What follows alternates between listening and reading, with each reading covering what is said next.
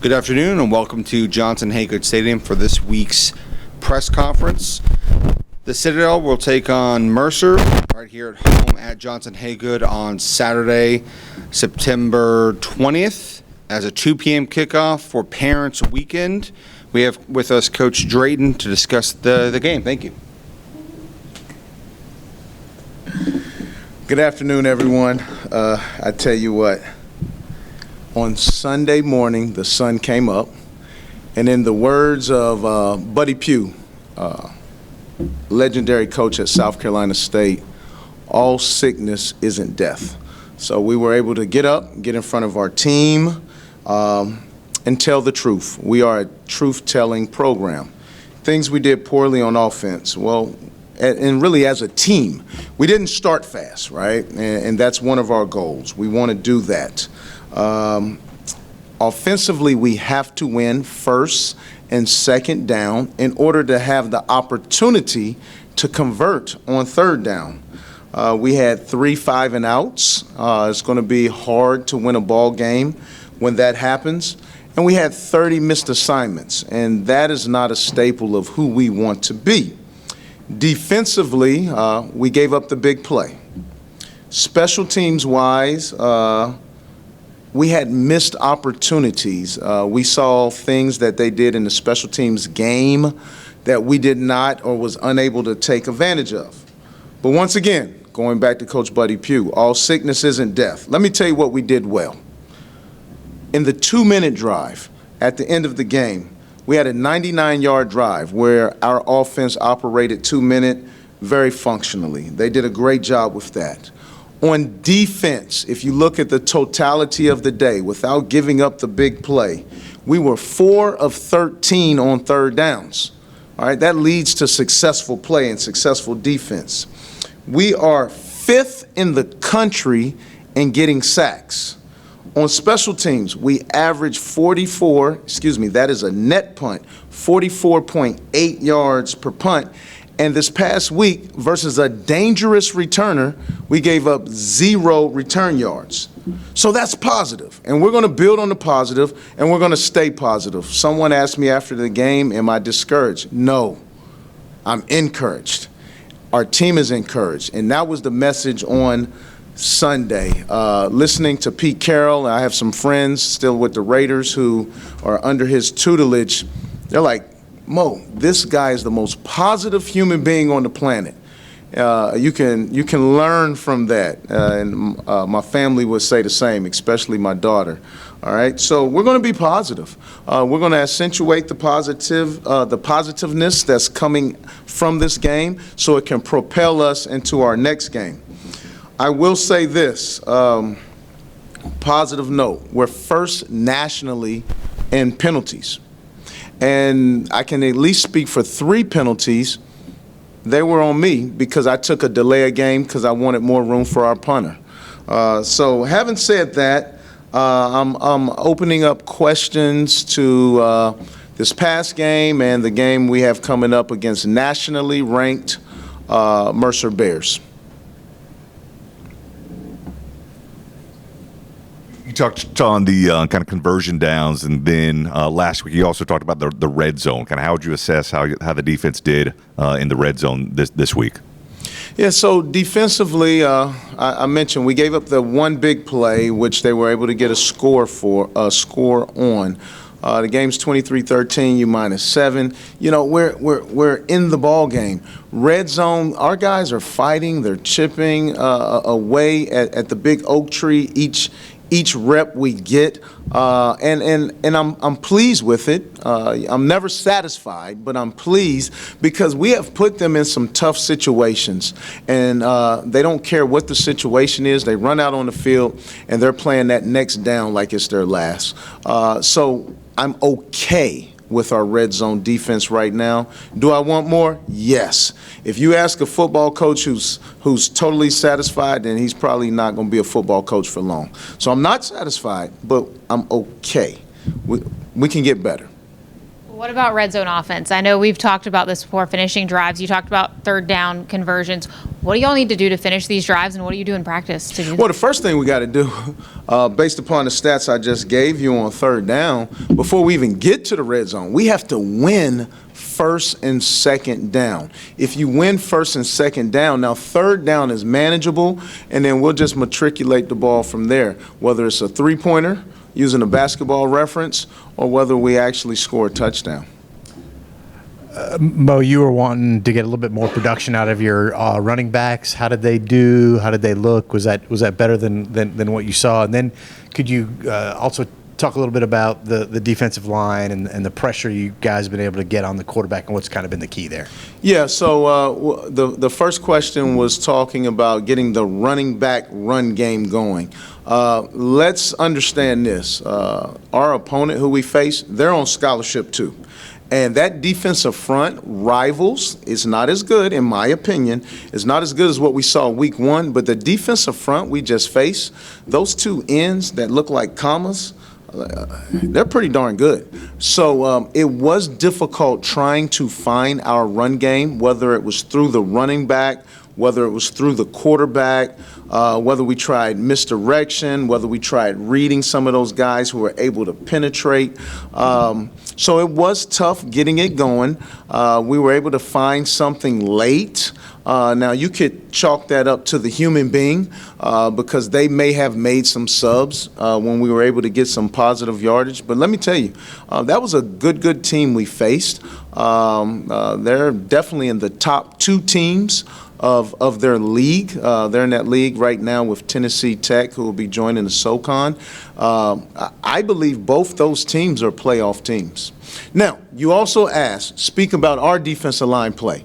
Roberto Pinella, our defensive line coach, he is doing a fabulous job. He took it as a personal charge after year one, where I don't think we had but 9 sacks on the whole season. Well, last year he increased that number. Right now, as it stands today, through 3 games, we have 9 sacks. So he's into his craft. He understands his craft, and he's doing a great job. If you ever want to find him, he's jogging around the Charleston streets about 4:15 a.m. Every morning. He said he hasn't missed a jog in something like last 7 years. So he's a regular in Days Hall weight room for the local community if you want to get motivated. Big picture-wise, last week you mentioned how Gardner-Webb will kind of be a barometer game. Big picture-wise, kind of how would you assess kind of the first quarter of the season? Yeah, so first quarter of the season, in my opinion, we have played 2 playoff teams. That is where we want to be. You play to win the game. So we're not happy with losing. Let's just make sure we're crystal clear on that. Okay, but barometer-wise, we have been able to show our young men and women who are in our program, this is what a playoff team looks like. And that is our goal. So all the things that our coaches have been telling you, our support staff has been telling you, all right, now you've been able to see what it looks like. And you know the beauty of this thing? Everything we want is still in front of us. So these aren't mistakes in my mind right now. If we never repeat them again, it becomes a lesson learned. And we have the opportunity with conference play this week to go out there and try to continue with our goal of being one of the last teams standing at the end of the season in the Southern Conference. Somebody got anything about this past week? Just going off that, looking ahead to Mercer, obviously another playoff team. What have you seen out of the Bears through the first 3 weeks? Okay, I want to do this. I'm going to come back to Mercer, but we are playing Mercer this week. It is our Parents' Day weekend. It is our ring weekend. This is one of the biggest crowning achievements in a cadet's life. We have 25 people in our program. So when I say in our program, 20 football players, 5 support staff. That's student equipment managers, that's student videographers, and that's student athletic trainers. There's no separation. We're all together, and they're very important to our program, and they allow us to function at a high level. So they're definitely needed. So having said that, going into playing 25th ranked Mercer. Your question was, how do we prepare? What does that look like? Well, you hear me say it every week, and I'm going to say it again. We have a big, big game. Why? Because it's the next one. So we're not going to put them on the pedestal because they're ranked 25th in the country. We're going to treat them, and we're going to go about our process. The thing that we're really working on this year, you've heard me talk about it before, is falling in love with the process of being a champion, the process of reaching that standard every day. And that's why yesterday was such a good day for us from a team standpoint, from learning from our mistakes, from growing, in that realm.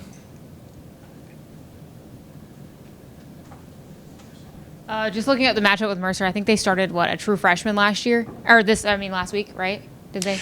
Yes, they have okay. 2 quarterbacks. Okay, yeah. Dealing with 2 quarterbacks, knowing maybe you don't know who you're going to get. How do you all prepare for that, and what are you expecting from them? Well, one thing about Coach Drayton and the Coach Drayton staff, we are diligent. We're very pragmatic. We dig at the details. So we feel very comfortable about 3 quarterbacks that they actually have. They've played 2 this season. The initial starter was DJ Smith, number 1, and he has done a fabulous job up until this point. I don't know what's going on. That's not my program to figure out. But the guy you're talking about is Drayton Atkinson. He wears number 11. This guy can throw the ball. He's good. He can make the runs. He's an efficient runner as well. They also picked up a transfer from Purdue, Jake Wilson. So we've dug at the details on all his film as well, too. So having said that, we have game plans per quarterback, and then we have things that will fit across the board regardless of which quarterback is in the game. Assess Kobe after 3 games and 2 starts, but playing in 3 games. Yeah, so Kobe Tomkins, and once again, we're a truth-telling program. Everybody wants to know the truth until you tell it. And because we have spoke to him, because he understands heavy is the head that wears the crown, I can talk freely about Kobe. We want more. He wants more for himself. He is a redshirt freshman. He's been a year removed, from high school. He redshirted last year, from playing in the game and having to wear and carry the weight of a team on his shoulders. He is progressing. There is more good than there's more that can be corrected. And that's what we're working on right now, the things that need to be corrected. And he's going to be all right. He's going to be a very, very good player in the Southern Conference, and he's going to give people fits. But we do have things we need to work on.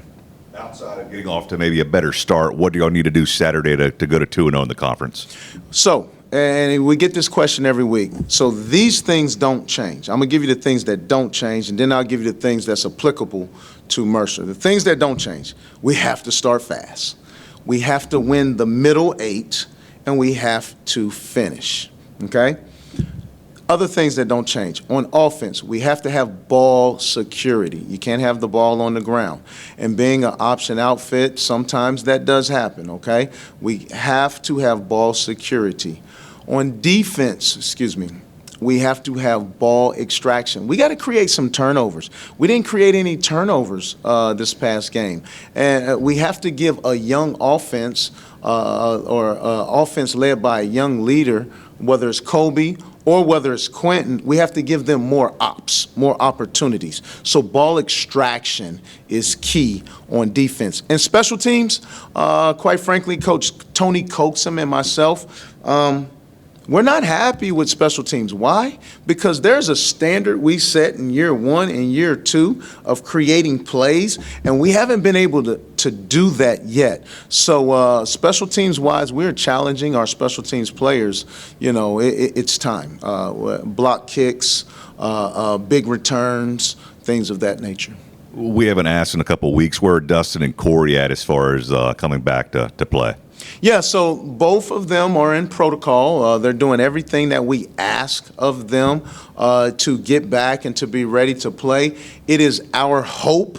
I'm not telling you a story, as my mom would say growing up, wasn't allowed to say lie.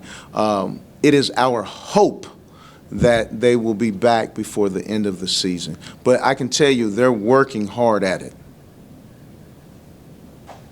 You talked a little bit about Kobe leadership-wise. Who's the biggest leader on this offense right now? Have you seen anyone emerge in the last few weeks of play? Yeah, absolutely. Mike Bartolucci is our biggest leader. I also call him our social coordinator. A lot of times being in a military atmosphere, you're worried about military, you're worried about academics, you're worried about your athletics. He does a good job of getting these guys away to take a breath and have a breath of fresh air. And when they're in those settings, he does a great job of bringing football back around and being a leader. So we're very pleased with what he's doing from a leadership standpoint.